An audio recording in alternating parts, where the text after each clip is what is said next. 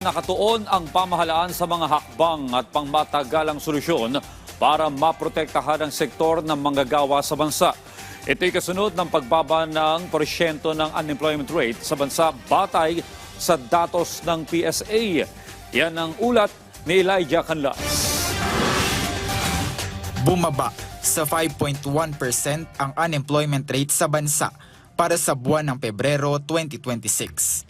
Ito ay ayon sa pinakahuling labor force survey na inilabas ng Philippine Statistics Authority o PSA. Batay sa datos ng PSA, ang nasabing antas ng kawalan ng trabaho ay mas mababa kung ihahambing sa 5.8% noong Enero, ngunit mas mataas sa 3.8% na naitala noong Pebrero 2025. Bagamat may paghusay sa buwan ng datos, nagpahayag ng pag-iingat si National Statistician Yusek Claire Dennis Mapa dahil sa mga posibleng risk o peligro na maaaring magpabago sa takbo ng lakas pagawa sa mga susunod na buwan. First 2 months, year-on-year comparison, hindi maganda.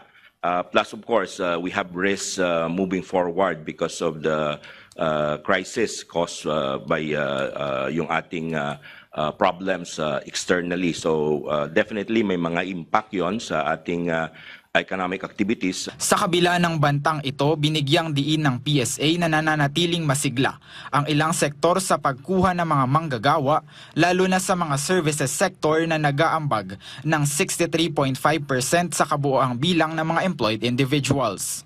Ayon kay Yusek Mapa, may mga tiyak na industriya na patuloy na nagpapakita ng magandang performance at nagbibigay ng karagdagang oportunidad sa mga Pilipino. May mga industries tayo na continuously ay maganda ang performance in terms of job absorption. So year-on-year ang ating administrative and support service activities kung saan dito mataas ang ating increase sa empleyo sa call center activities boys.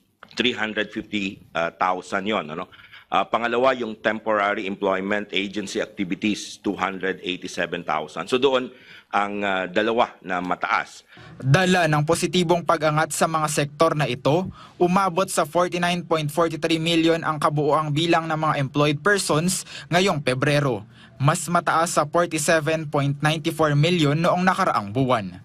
Samantala, bilang tugon ng pamahalaan sa mga nabanggit na external risks, binigyang diin ni DepEd Secretary Arsenio Balisacan ang mga aktibong pagpapatupad ng mga strategic measures sa ilalim ng Executive Order 110.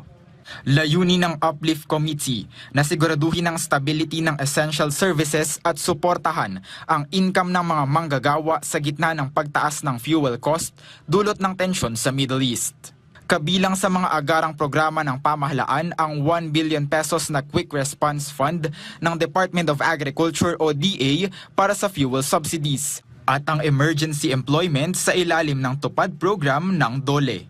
Bukod sa mga maliliit na programa, nakatuon din ang DepEd sa mga pangmatagalang solusyon sa pamamagitan ng pagpapaunlad ng mga kakayahan ng mga manggagawa sa mga makabagong industriya. Ayon kay Secretary Balisacan, isang komprehensibong ecosystem para sa skills at innovation ang binubuo ngayon ng pamahalaan upang maisulong ang transition sa clean energy. Sa pamamagitan ng mga skills training programs na ito, inaasahang mas magiging handa at matatag ang mga manggagawang Pilipino sa anumang pagbabago sa pandaigdigang ekonomiya at teknolohiya. Tinitiyak ng DepEd na patuloy ang koordinasyon ng mga sangay ng pamahalaan upang siguraduhin ang kasiglahan ng ekonomiya at maprotektahan ang kapakanan ng bawat Pilipinong manggagawa. Elijah Canlas para sa Pambansang TV sa Bagong Pilipinas.